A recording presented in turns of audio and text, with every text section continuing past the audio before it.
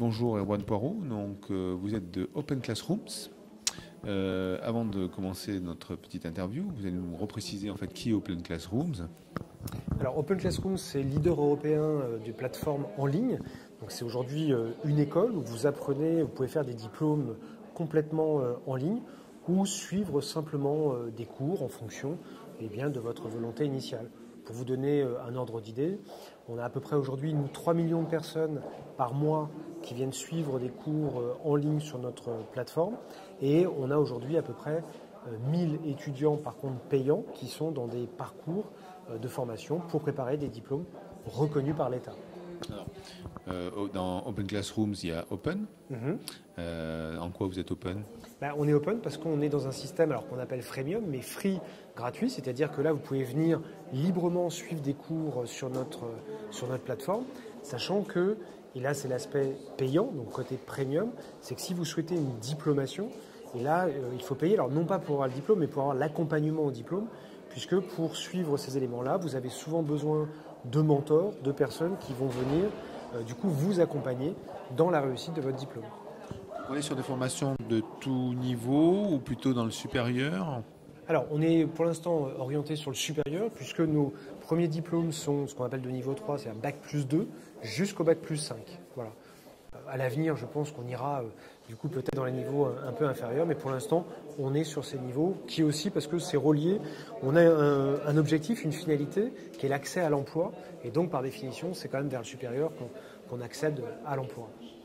Donc vous sortez d'une table ronde où vous avez parlé d'innovation pédagogique. Tout à fait. Donc, en fait, en quoi Open Classroom se sert l'innovation pédagogique dans le supérieur?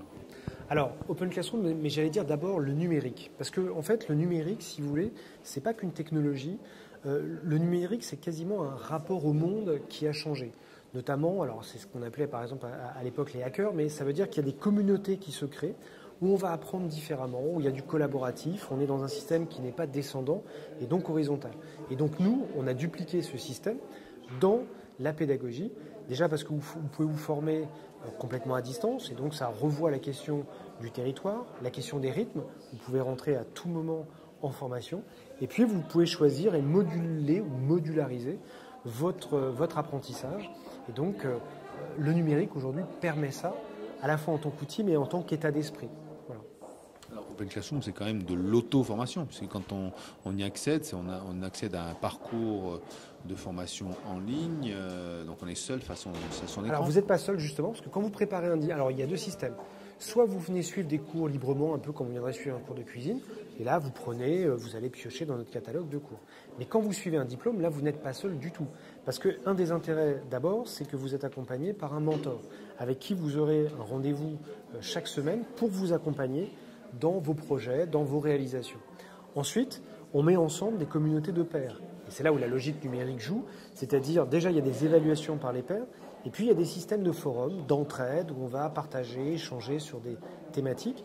Et puis de plus en plus, on va aussi utiliser des systèmes, par exemple, soit de coworking, soit des systèmes un peu, par exemple, d'hackathon, pour dire, tiens, on va essayer de faire des projets, et puis des gens qui sont un peu partout vont pouvoir s'aider dans la réalisation de ce projet.